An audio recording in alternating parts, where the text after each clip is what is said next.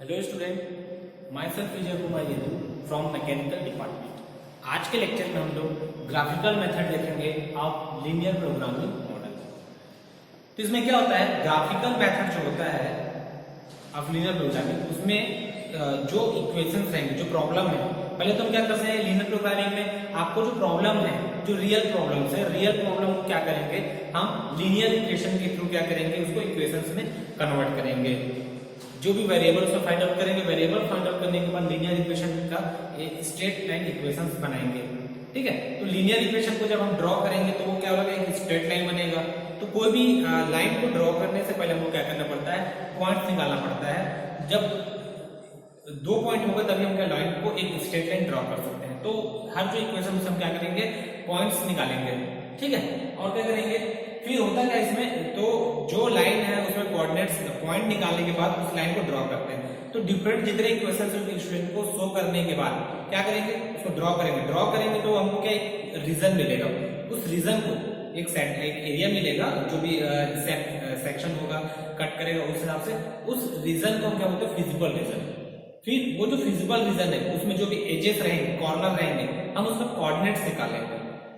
Okay, फिर उस coordinates को क्या करेंगे, जो हमारे पास ऑब्जेक्टिव फंक्शन का इक्वेशन होगा, ऑब्जेक्टिव फंक्शन किस होता है, जिसको बोलते हैं z के साथ जो वैल्यू है 3x1 plus 4x2, that is objective function. तो इस ऑब्जेक्टिव फंक्शन में वो जो कोऑर्डिनेट आया है उसके x1 एंड x2 के वैल्यू को पुट करते जाएंगे। यहाँ x1 और x2 के वैल्यू को पुट करते जाएंगे, देन क्या होगा हमारा, वहां से z की वैल्यू निकलते जाएगी। जितने कोऑर्डिनेट्स निकलेंगे उतने z की वैल्यू निकलेगी। ओके, देन z की वैल्यू निकलेगी तो z है, zb, zc अलग अलग वैल्यू निकलेगी। फिर हम उसको कंपेयर करेंगे कि कौन से पोजीशन पे, कौन से कोऑर्डिनेट में z की जो वैल्यू है सबसे ज्यादा आ रही है और सबसे कम आ रही है।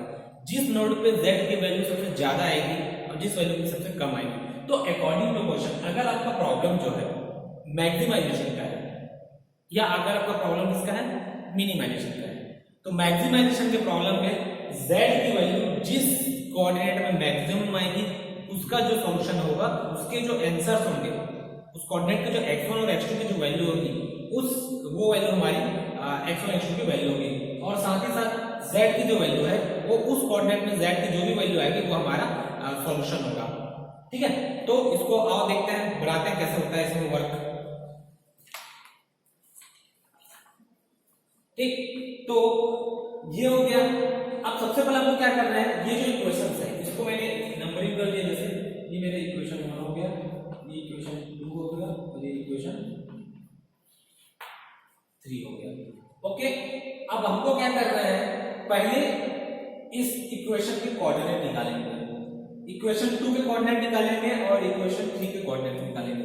इक्वेशन 2 के कोऑर्डिनेट्स कैसे निकाल सकते हैं, एक तरीका है, हम इसको स्टैंडर्ड फॉर्म में कन्वर्ट कर सकते हैं। स्टैंडर्ड फॉर्म में कन्वर्ट क्या होता है, x plus a plus y upon b equal to 1।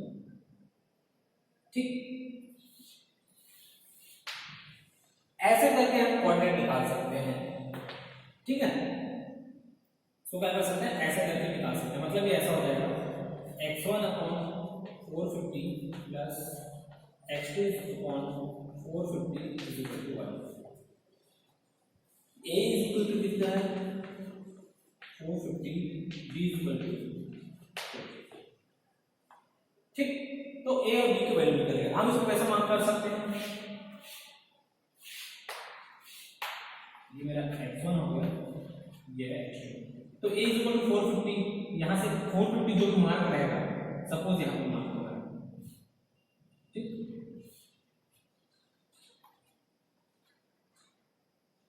ये मेरा a होगा, ये हो जाएगा मेरा 450। सेम वैसे b का जो वैल्यू है,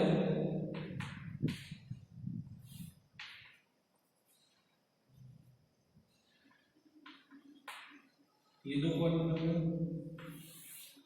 हम ऐसे ही इसको मार्क कर सकते हैं। ठीक है, तो एक ये तरीका हो गया कोऑर्डिनेट्स निकालने का, a equal to 450, b equal to 450। इसको स्टैंडर्ड फॉर्म में कन्वर्ट करके भी निकाल सकते हैं। ओके, और इसमें जो सेकंड मेथड है हम उसको देखते हैं।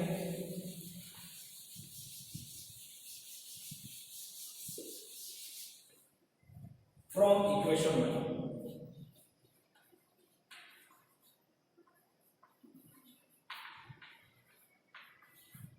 फ्रॉम इक्वेशन 2 फ्रॉम इक्वेशन 2 क्या हमारा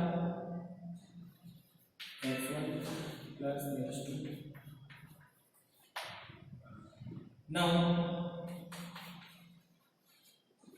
x1 is equal to 0 जब x1 हम 0 पुट करेंगे तो x2 is equal to आ जाएगा 450 then x2 is equal to जब 0 पुट करेंगे तो x1 आ जाएगा हमारा ये जो कोऑर्डिनेट्स निकलेंगे क्या क्या निकलेगा कोऑर्डिनेट्स एक जो निकलेगा 0 450 और एक निकलेगा हमारा 450 ऐसे दो कोऑर्डिनेट निकलेंगे फ्रॉम इक्वेशन 2 से सेम हम क्या करेंगे इक्वेशन 2 से भी मोस्टली कोऑर्डिनेट निकालेंगे फ्रॉम इक्वेशन 3 से इक्वेशन 3 से निकालेंगे इक्वेशन 3 से हो जाएगा जब x1 को 0 पुट करेंगे x1 is equal to 0 x1 जब 0 पुट करेंगे तो x2 की वैल्यू आएगी 600 और जब x2 is equal to 0 put करेंगे तो ये हो जाएगा हमारा x1 is equal to 300 इसका जो कोऑर्डिनेट हो जाएगा इसका 0 600 और इसका जो कोऑर्डिनेट हो जाएगा 300 0 तो यहाँ पे टोटल हमको 4 कोऑर्डिनेट्स मिल गए इक्वेशन 1 के कोऑर्डिनेट्स और इक्वेशन 2 के कोऑर्डिनेट अब हम क्या करेंगे इसमें हम ड्रॉ करेंगे क्या ग्राफ प्लॉट करते हैं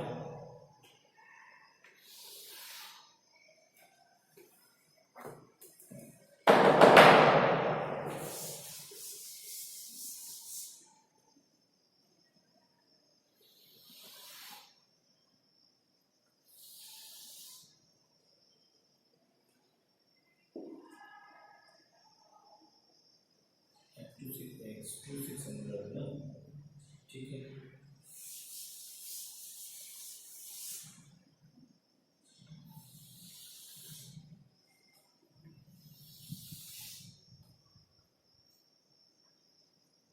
यहां से मान करते जाओ हम यूनिट क्या लेंगे यूनिट ले लेते हैं यहाँ पे जो यूनिट रहेगा स्केल का 1 centimetre is equal to 100 unit 1 centimetre तो 100 यूनिट्स लेंगे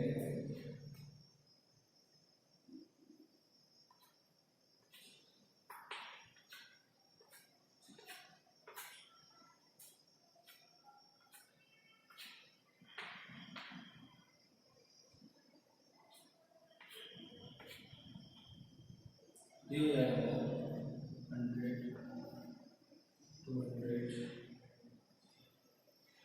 ठीक है 300 400 500 600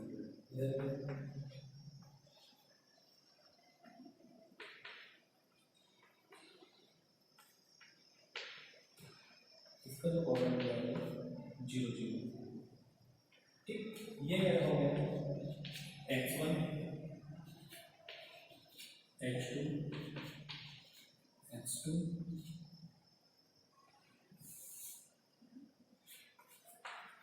x1 ठीक अब प्लॉट कर दीजिए पहले इक्वेशन 1 का x1 is equal to 0 x1 के डायरेक्शन में 0 और x2 के डायरेक्शन में 450 मतलब यहाँ पे एक कोऑर्डिनेट मिलेगा दूसरा सेकंड जो कोऑर्डिनेट है x2 is equal to x1 is equal to 450 और x2 इज इक्वल टू तो x2 0 तो इस डायरेक्शन मूवमेंट नहीं होगा और यहाँ पे x 0 हो जाएगा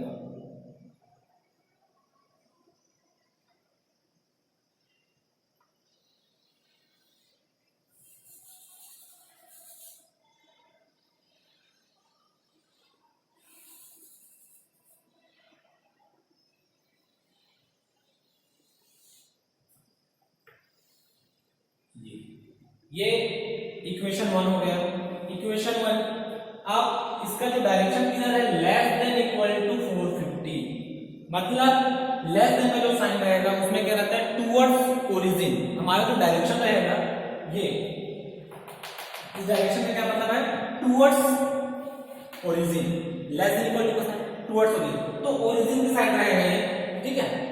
तो इसका जो डायरेक्शन हम इधर रखते हैं, ओके, ये हमारा इक्वेशन 1 हो गया।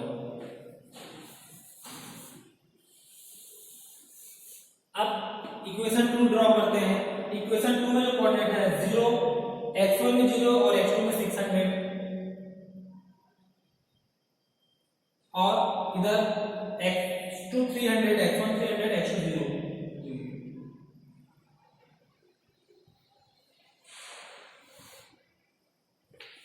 इसका डायरेक्शन, इसका भी direction less than equal to है, तो इसका भी जो डायरेक्शन है टुवर्ड्स ओरिजिन रहेगा।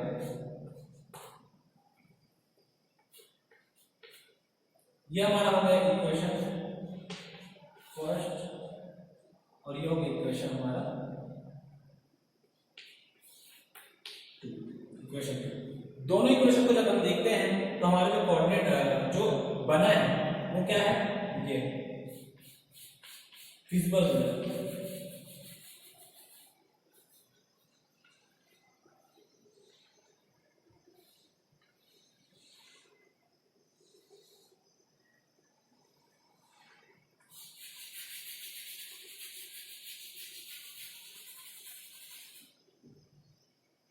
ठीक,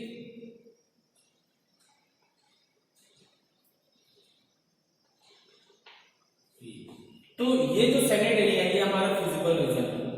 क्या रीजन है,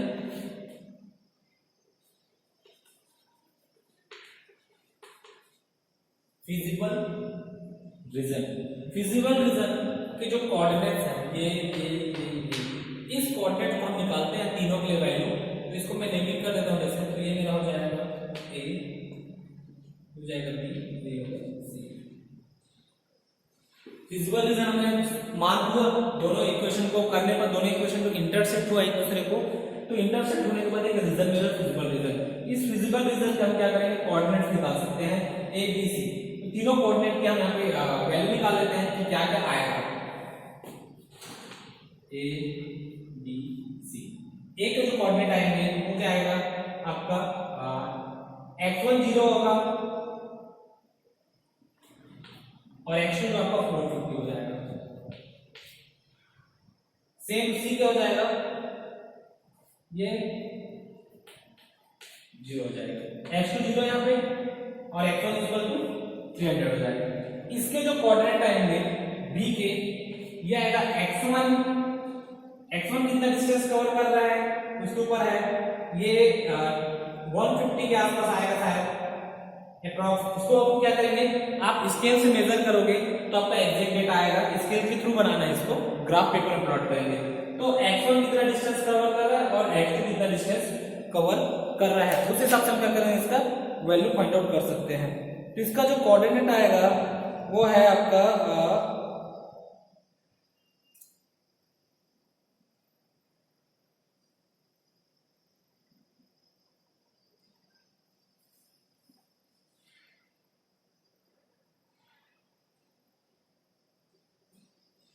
150 300।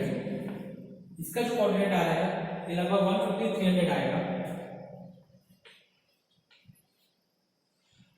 ये इसका कोऑर्डिनेट आ गया बी का, ठीक।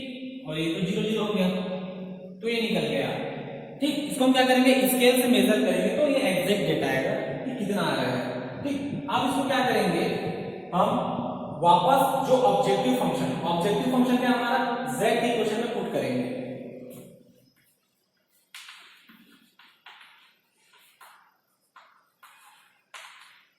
ऑब्जेक्टिव फंक्शन में पुट करेंगे तो ये हो जाएगा हमारा जो इक्वेशन है z is equal to 3x1 plus 4x2। तो z ये हो जाएगा 3 इंटू 0 प्लस 4 इंटू 450। सेकेंड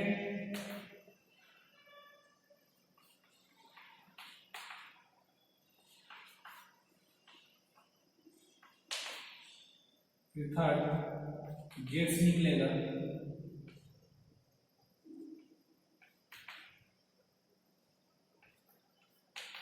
ये हो जाएगा आपका 900 और ये हो जाएगा कितना 1800 हो जाएगा,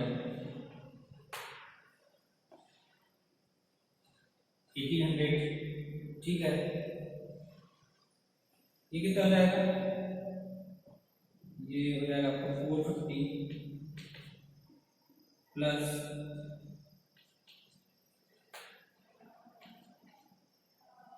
1650, 1650 आएगा इसका वैल्यू। तो तीनों वैल्यू में अपन देखते हैं,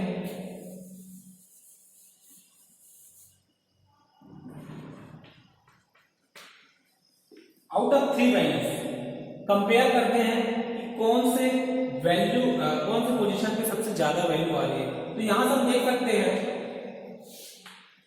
Z में आ रहा है 1800, Z में आ रहा है 1650 और Z में आ रहा है 900।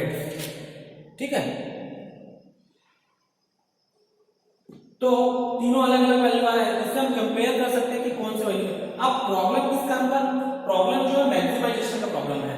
ठीक है, मैक्सिमाइजेशन का प्रॉब्लम है, तो हम जो भी z की ऑब्जेक्टिव फंक्शन की जो वैल्यूज है za, zb, zc, उसमें देखते हैं कि कौन से जो कोऑर्डिनेट उसमें सबसे ज्यादा वैल्यू आ रही है, हाईएस्ट वैल्यू।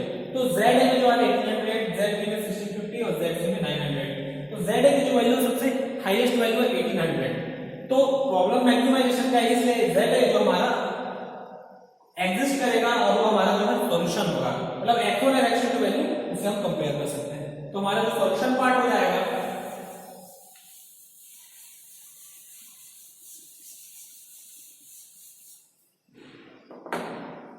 10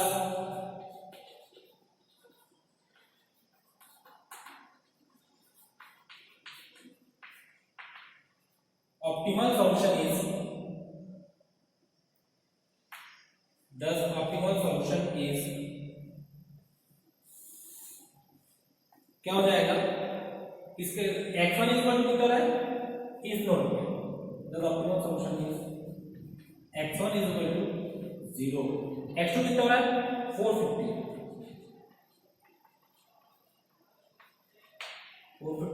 x2 और zmax इज इक्वल टू कितना है 1800। ये हमारा क्या है, ठीक है। अगर मिनिमम गैप होता तो हमारा क्या होता, ZC जो है ये हमारा, अगर मिनिमाइजेशन का प्रॉब्लम होता तो ZC में हमारा क्या होता, जो सॉल्यूशन एग्जिस्ट होता। अभी कहां पे एग्जिस्ट हो रहा है, नोड ए, यहां पे एग्जिस्ट हो रहा है सॉल्यूशन, क्योंकि ये प्रॉब्लम जो है मैक्सिमाइजेशन का। तो इस तरीके से हम क्या करते हैं, किसी भी ग्राफिकल मेथड को सॉल्व करते हैं आप लीनियर प्रोग्रामिंग मॉडल का। ठीक है, तो लीनियर इक्वेशन में पहले कन्वर्ट कर लेते हैं, थ्योरी का पोर्शन था। लीनियर इक्वेशन में कन्वर्ट करने के बाद देन वहां से कोऑर्डिनेट फाइंड आउट करके उस कोऑर्डिनेट को ग्राफ में प्लॉट करने के बाद देन वहां से फिजिबल रीजन बनाने के बाद वहां से जो भी कोऑर्डिनेट निकलेगा उसको z के वैल्यू में पुट करके लास्ट में उसको मैक्सिमाइजेशन कंपेयर करके देन हम उसको फाइंड आउट कर सकते हैं। तो इस तरीके से कोई भी ग्राफिकल मेथड का प्रॉब्लम लीनियर प्रोग्रामिंग में बनता है। ठीक है, थैंक यू क्लास।